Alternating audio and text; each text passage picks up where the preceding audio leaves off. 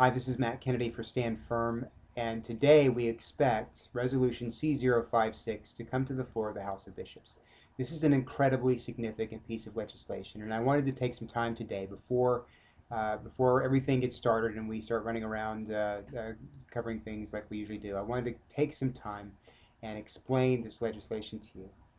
C056 is important because it takes what had been uh, uh, locally designed and locally experimented with liturgies, and it elevates them to the level of the national church. The first resolution clause, or first resolve clause in C056 calls on the Standing Committee on Liturgy and Music in consultation with the Bishop's Theology Committee to begin collecting rights for same-sex blessings, same-sex whatever. I think the word is commitments because it includes both blessings and marriages.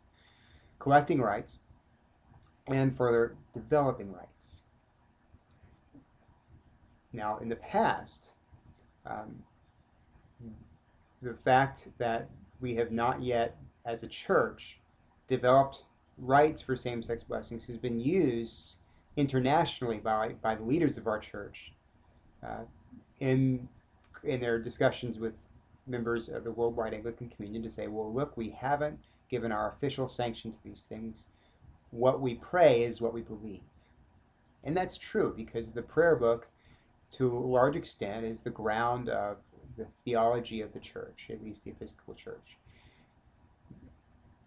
So now, in C056, giving the task of creating liturgies for same-sex commitments to the STLM, the church will now be saying, as an official, in an official capacity, this is part of our theology. This is part of the doctrine of the church. This is a good thing. And it's not just a good thing in a local community, a local congregation, one diocese over here, one diocese over there. It is a good thing in an absolute sense. It's part of the doctrine of the church.